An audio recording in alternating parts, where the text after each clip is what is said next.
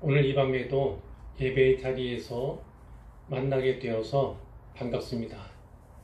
이 자리에 계신 모든 분들에게 우리 주님의 은혜와 복이 넘치기를 축원합니다. 우리가 앞서 보았던 것처럼 하나님은 최고의 모사인 아히도벨의 모략이 아니라 후세의 모략이 서게 하셨습니다. 후세의 모략은 아히도벨의 모략보다 부족하지요. 덜 합리적이고 덜 전술적입니다. 그러나 하나님께서는 아히도벨의 뛰어난 계략이 아니라 후세의 의로운 모략을 택하였습니다. 다윗을 죽이기 위한 아히도벨의 모략 대신에 다윗을 살리기 위한 후세의 모략, 그러니까 아히도벨이 아니라 후세의 손을 들어주신 것이죠. 후세는 이제 이 사정을 다윗에게 급히 알리고자 합니다. 다윗이 아들 압살롬의 반역을 피하여 광야 길로 나갈 때에 자기를 찾아온 사독과 또 아비아달 두 제사장 그리고 친구 후세 이 사람들을 예루살렘으로 돌려보냈지 않습니까? 그들에게 임무를 부여했어요. 그 임무의 대강은 이렇습니다. 후세가 압살롬 앞에서 보고 들은 바를 사독과 아비아달 두 제사장들에게 전하면 이 대제사장들은 각자의 아들 요나단과 아히마스를 통하여 다윗 왕에게 보고하기로 한 것입니다. 이 약속에 따라서 후세가 두 제사장을 찾아가지요. 그들에게 이렇게 말합니다. 15절입니다. 아히도벨이 압살롬과 이스라엘 장로들에게 이러이러하게 계략을 세웠고 나도 이러이러하게 계략을 세웠으니 이제 너희는 빨리 사람을 보내 다윗에게 전하라. 왕에게 전하라는 거죠. 어떤 내용을 전해야 합니까? 오늘 밤에 광야 나루터에서 자지 말고 아무쪼록 건너가소서. 어디로요? 요단강을 빨리 건너가라. 이렇게 전해달라는 것입니다. 혹시 왕과 그를 따르는 모든 백성이 몰사할까 합니다. 이런 걱정, 근심도 담아서 이제 전하고자 하는 거예요. 우리가 앞에서 살펴본 것처럼 압살롬은요, 아히도벨의 계략보다 후세의 계략이 낫다 이렇게 판단을 했습니다. 압살롬만 아니라 모든 이스라엘 사람들이 그렇게 판단했다고 성경은 기록하고 있는데 하지만 아직 안심할 단계는 아니었던 거지요. 압살롬 마음이 언제 어떻게 바뀔는지 아직은 모르는 일이었어요. 만약 압살롬이 마음을 바꿔서 아히도벨의 계략을 수용한다면 어떻게 되겠습니까? 아히도벨은 12,000명의 군사를 데리고 신속하게 다윗의 뒤를 추격할 거예요. 그리고 아히도벨이 공언한 것처럼 다윗을 꼭 죽이고야 말 것입니다. 다윗 왕은 죽음을 면하기가 어려운 상황에 직면하게 되겠죠. 후세에게 이 정보를 전해받은 사독과 아비아달 두 제사장은 이제 아들들에게 전달을 해야 하지요. 그런데 17절에 보니까 그때 요나단과 아히마스가 어디에 있었습니까? 엔노겔라고도 하는데 이 에너로겔가에 머물고 있었다. 그 이유가 무엇이냐면 혹시 사람이 볼까 두려워해서 감히 성 안에 들어가지 못하고 있었다. 이렇게 되어 있습니다.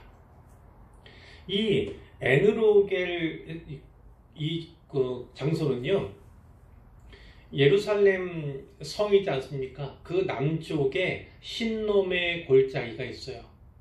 그 동쪽에는 기드론 골짜기가 있습니다. 그러니까 동쪽의 기드론 골짜기와 남쪽의 신놈의 골짜기가 마주치는 바로 거기서 약 200m 정도 떨어진 곳에 위치해 있어요. 자, 그렇기 때문에 다른 누군가의 도움이 절대적으로 필요했던 거지요. 대제사장들이 남들 눈에 띄지 않게 이동하는 게 쉽지 않지 않겠습니까? 그 일을 어떤 여종이 담당해 주었다고 성경이 말씀하고 있어요. 어떤 여종이 그 제사장의 두 아들들에게 나와서 말을 하고 이제 그들은 다윗 왕에게 전하기 위해서 달려가는 거지요. 그런데 문제 상황이 발생을 했어요. 18절에 보니까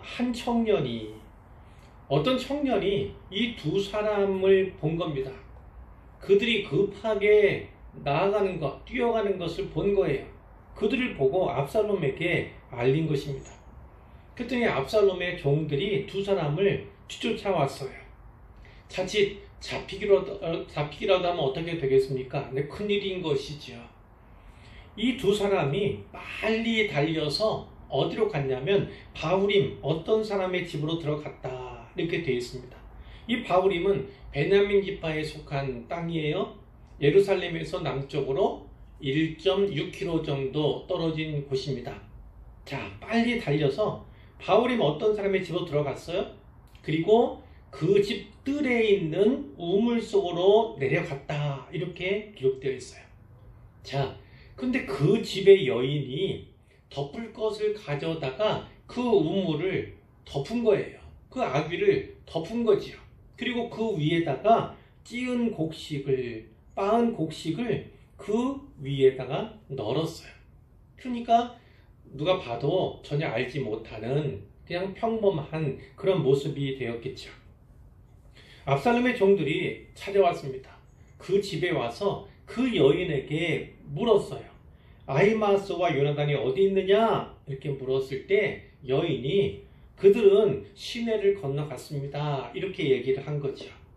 결국 그 압살롬의 종들은 찾지도 못하고 또 만나지도 못하고 이제 예루살렘으로 돌아갈 수밖에 없었습니다. 21절에 보니까 이제 그들 두 사람이 우물에서 나와서 다시 급하게 달렸겠지요. 빨리 달렸습니다. 다윗 왕에게 가서 보고하는데 당신들은 일어나 빨리 물을 건너가소서. 요단강을 빨리 건너가라는 거예요. 아히도벨이 당신들을 해하려고 이러이러하게 계략을 세웠습니다. 이렇게 보고를 하는 거죠. 그 보고를 들은 다윗이 모든 백성과 함께 빨리 요단을 건넜습니다. 새벽까지 한 사람도 요단을 건너지 못한 자가 없었더라. 이 말씀 보면 새벽이 되기까지 그들이 급히 모두가 다 요단강을 건넜다는 것을 알 수가 있는 거죠. 자, 그런데 23절 마지막 절에 보면 아히도벨 이야기가 나옵니다. 아히도벨이 자기 계략이 시행되지 못한 것을 보고 어떻게 했습니까? 나귀 타고 자기 고향으로 간 거예요. 길로로 내려간 겁니다. 그리고 자기 집에 이르러서 집을 정리한 거예요. 신변을 정리한 거예요. 그리고 어떻게 했습니까? 스스로 목매어 죽었다. 그리고 자기 조상의 묘에 장사되었다. 이것이 마지막 구절이죠. 아히도벨이 왜 자살을 선택할 수밖에 없었을까? 그는 최고의 모사였어요. 그 최고의 모사로서 남들의 인정을 받았을 뿐만 아니라 아마 자기 자신도 스스로를 그렇게 여기고 살았던 것 같아요. 최고의 전략가인 자기 대신에 이 왕이 후세의 모략을 선택한 것에 대해서 아마 자존심이 무척이나 상했던 것 같아요. 그리고 그것이 수치스러운 그런 모습으로까지 이제 마음의 움직임이 있었을 것으로 우리가 짐작할 수 있어요. 그러나 그뿐만은 아니죠. 자기의 그 모략을 따랐다면 압살롬이 승리할 수 있었을 텐데, 진짜 왕이 될 수 있었을 텐데, 이제 압살롬이 그것을 거절하고 그것 대신에 후세의 모략을 선택하는 것을 보아서 앞날에 가능성이 없겠구나.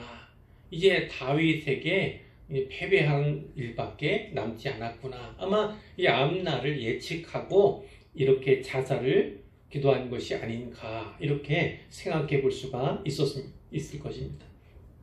그는 죽어서야 왜 압살롬이 자기의 계략 대신에 후세의 모략을 따랐는가 하는 것을 비로소 알게 될 것입니다. 하나님께서 하신 일임을 그가 비로소 알게 되었겠지요. 아이도벨의 뛰어난 계략을 물거품이 되게 만드신 하나님의 모략이 있었음을 비로소 깨닫게 되었을 것입니다. 자, 이 본문의 말씀을 통해서 세 가지만 살피고 말씀을 맺으려고 합니다. 첫 번째는 후세를 통해서 우리가 교훈받기를 원합니다. 자, 후세는 지금 어디에 있습니까? 후세는 왕 옆에, 압살롬 옆에, 그러니까 이 반란의 핵심이잖아요. 반란의 중심부에 있는 거예요. 적진의 한복판에 있다 이렇게도 표현할 수 있는데, 거기에서도 후세가 다윗과 약속한 언약한 그 일을 수행하고 있음을 우리가 보았던 거죠. 후세는 다윗과 친구였어요. 그 친구로서의 우정, 이 어려운 상황 가운데서, 그리고 우리가 보았던 것처럼 압살롬 왕이 그 뛰어난 모사인 아이도벨의 모략 대신에 자기의 모략을 채택해줬잖아요. 그만큼 인정받았다고 볼 수 있는데, 그런 인정을 받음에도 불구하고 다윗과의 언약과 친구로서의 우정을 결코 버리지 않았다는 것을 우리가 알 수가 있는 거예요. 계략이나 모략 면에서는 그가 비록 아이도벨보다는 못하다 할지라도, 딸린다 할지라도 이 친구의 우정과 신의 면에서는 그를 아이도벨이 결코 따라잡을 수 없다는 것을 우리가 볼 수가 있었던 것입니다. 결국은 이 아이도벨은 변절자잖아요. 변절자가 가진 어떤 탁월한 뛰어난 계략보다 이 친구로서의 우정을 간직한 이 후세, 이 사람의 그 신의가 더 중요했다, 더 귀했다, 이렇게 볼 수가 있는 것입니다. 자, 두 번째로 살펴볼 것은요, 이 후세만 아니라 또 여러 사람들이 있지 않습니까? 여러 사람의 충성을 기억했으면 좋겠어요. 후세가 나오고, 또 사독과 또 아비아달 제사장이 나오고, 또 요나단과 아히마스라고 하는 그들의 아들들이 나오고, 그리고 그들이 다윗 왕에게 이 정보를 전하게 되지 않습니까? 주요한 틀은 이렇다고요. 다윗 왕의 안전을 위해서 모두가 마음이 매우 급해요. 그래서 본문에 보면 빨리라고 하는 단어가 3번이나 나오고 있음을 우리가 볼 수가 있어요. 16절에 보니까 후세는요, 대제사장들에게 가서 너희는 빨리 사람을 보내서 왕에게 전해달라 이렇게 요청하는 것을 볼 수 있고요. 18절을 보면 요나단과 아히마스가 빨리 달려갑니다. 우물 속으로 내려갔다가 또 우물에서 나오기, 이런 일도 있지만 또 달려서 왕에게 가는 것이죠. 21절에도 보니까 그들이 다윗 왕에게 가서 빨리 물을 건너가소서 이렇게 말하는 것, 전하는 것을 또한 볼 수가 있습니다. 그러니까 이 빨리라고 하는 단어 속에서 이들이 왕의 안전을 위해서 진짜 충성을 다하고 있다는 것을 우리로 하여금 알게 하는 것이죠. 그런데 우리가 잊어서는 안 되는 것이 있어요. 주요한 이름이 기록된 사람들은 이렇게 나오지만 후세 다음에 누가 있었습니까? 사독과 아비아달. 그런데 그 사독과 아비아달이 자기 아들 요나단과 아히마스에게 직접 전달한 것이 아니고 거기에 누가 있습니까? 어떤 여인이 있었다는 거예요. 어떤 여인이 두 아들들에게 이 소식을 전달해 주었다는 거예요. 이 요나단과 아히마스가 다윗 왕을 향해서 달려가야 하는데, 그런데 어떤 청년이 밀고 했지 않습니까? 압살롬에게 밀고 해서 압살롬의 종들이 그 두 사람을 쫓았어요. 그럴 때 어떻게 했습니까? 두려움 없이 다윗 왕을 위해서 이 바후림의 어떤 사람의 집 거기에 사는 그 한 여인이 이들을 숨겨줬다는 거지요. 만약 숨겨준 이 두 사람이 발각됐다면 어떻겠습니까? 그 여인도 목숨을 부지하기가 어려웠을 거예요. 그러나 말 그대로 헌신하여서 그들을 돌보고 보호했음을 우리가 알 수가 있는 거죠. 결국은 그 두 사람에 의해서 다윗 왕이 이 정보를 받게 되고 그리고 요단강을 건너서 도피하게 되었다. 안전하게 되었음을 우리가 알 수가 있는 거예요. 여기에 이름이 나와 있는 이 한 사람 한 사람들은 주연처럼 보이잖아요. 주인공의 일부일 수 있습니다.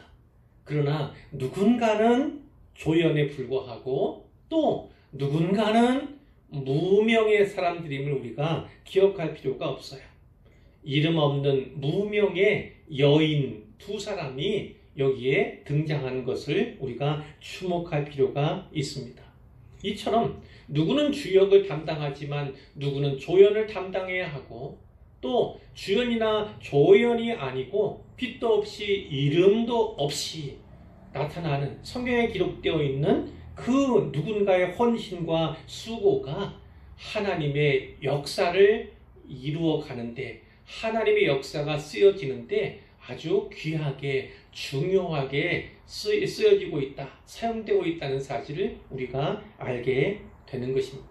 그래서 우리가 가끔 부르는 그 찬양처럼 CCN처럼 주님이 기억하시면 좋가리, 주님이 기억하시면 좋가리 이런 마음으로 헌신하고 수고하는 주의 종들이 꼭 필요한 것이지요. 고린도후서 6장 9절에도 사도 바울이 이렇게 표현하지 않습니까? 무명한 자 같으나 유명한 자요. 빛도 없이 이름도 없이 그렇게 수고하며 헌신하며 그러나 사라져가는 것 같은 명멸해 간 것 같은 그런 사람들이라 할지라도요. 그래서 이 땅에서는 이름, 석자 전혀 남기지 못한 그런 사람이라 할지라도 하늘나라에서는 하나님께는 유명한 자다. 그것이 바로 사역자들의 그리고 성도의 신분이다. 이렇게 사도 바울이 말씀하는 것을 우리가 잘 알지 않습니까? 자, 세 번째로 이제 아이도벨을 통해서 살펴볼 것이 있습니다. 아이도벨에 대해 기록한 23절 말씀은요, 자기라는 단어가 중심이에요. 아이도벨이 자기 계략이 시행되지 못함을 보고 이렇게 되어 있죠. 또 자기 집에 이르러 집을 정리하고 자기가 두 번 나왔어요. 그리고 스스로 목매어 죽음에. 물론 자기라고 안 되어 있고 스스로라고 되어 있지만 역시 내용은 마찬가지인 것이죠. 그러니까 이 아이도벨이라고 하는 사람은 어떤 특징이 있습니까? 자기중심적이에요. 자기중심적. 살았을 때도 자기중심적, 그리고 죽는 그 일마저도 철저히 자기중심적인 인물이 바로 아이도벨이었음을 알게 되는 것이죠. 이런 사람의 특징은 무엇입니까? 하나님이 중심이 아니라 자기가 세상의 중심인 것처럼 살아간다는 거예요. 자, 오해하지는 마시길 바랍니다. 진짜 하나님을 경외하며 하나님 중심으로 살아가는 사람에게 하나님께 은혜 베푸시면 그 사람을 중심으로 세상이 움직여지는 그런 놀라운 일들이 성경에도 기록되어 있습니다. 그러나 자기 중심으로 살아가는 사람들은 하나님을 의식하지 않는 거예요. 하나님이 아니라 자기가 역사의 중심인 것처럼 여기면서 살아가는 것이지요. 이러한 태도는 죄의 본질이다. 이렇게 말씀을 드릴 수가 있습니다. 자, 이 아이도벨의 계략이, 그의 모략이 무산이 되지 않습니까? 자, 자기가 계획한 대로 자기 뜻대로 되지 않았잖아요. 이럴 때 아이도벨이 결국 뭘 선택했습니까? 스스로 목매어 죽는 그 일을 선택했다는 것이죠. 오늘 우리도 마찬가지입니다. 내가 계획한 일, 내가 도모한 일이 잘 되면 좋겠는데, 그러나 그렇지 않을 수도 있잖아요.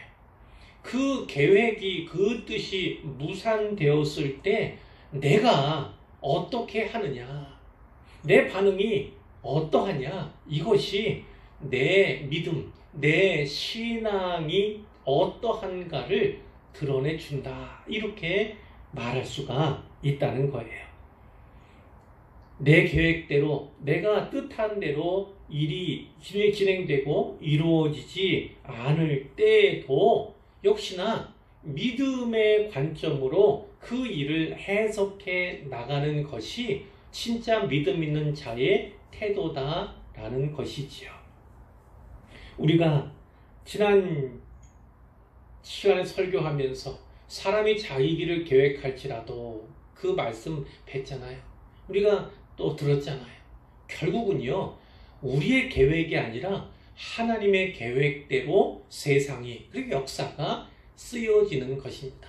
그 가운데 우리는 피조물임에도 불구하고, 보잘것없는 자임에도 불구하고 하나님께 쓰임 받을 수 있는 것, 써주시는 것, 그것을 감사해야 하는 것이 우리의 마땅한 본분이다, 이렇게도 말씀을 드릴 수 있습니다. 그러니까 우리가 세상 살아가면서 잘 되었을 때도, 성공했을 때도 자만해서는 안 되는 것이고요. 또 우리가 실패했어요, 낙심이야 되겠지만 너무 절망할 필요가 없는 거예요. 결국 우리에게 달려있는 것이 아니라 우리 눈엔 보이지 않아도, 우리가 잘 알지는 못하지만 하나님의 역사 가운데에서 이 일이 이루어지고 내 일도 그 역사 가운데 포함되어 있음을 우리가 안다면, 그것을 깨닫는다면 너무 자만할 필요도 없고 너무나 근심하거나 절망할 필요도 없다, 이렇게 말씀을 드릴 수가 있겠습니다. 오늘 금요일 기도회로서 우리가 모인 것인데요, 많은 기도 제목들이 있지만 특별히 이 기도 꼭 했으면 좋겠어요. 우리가 후세, 또 대제사장, 또 그 아들들과 같이 이름이 있는 유명한 자가 아니고 어떤 여인, 혹은 바울임에 있는 집에 한 여인과 같이 이름이 없는 자, 무명한 자라도 결국 우리의 관점이, 우리의 태도가, 우리의 시선이 어디에 있어야 하는가를 우리에게 보여주지 않습니까? 유명한 자, 이 땅에서는 결코 유명한 자가 아니라 할지라도, 이 땅에서는 무명한 자에 불과하다 할지라도 우리 주님 마음에 새겨지는 자, 그리고 우리 주님께 착한 종으로서, 열심히 있는 종으로서, 충성된 종으로서 기억되는 자, 이것을 목표로 우리가 신앙생활하고 사역할 수 있게 해달라고 이렇게 기도했으면 좋겠습니다. 모두가 이런 마음으로, 이런 한 마음과 한 뜻으로 오직 주의 일에 충성할 수 있기를 주님의 이름으로 축원합니다.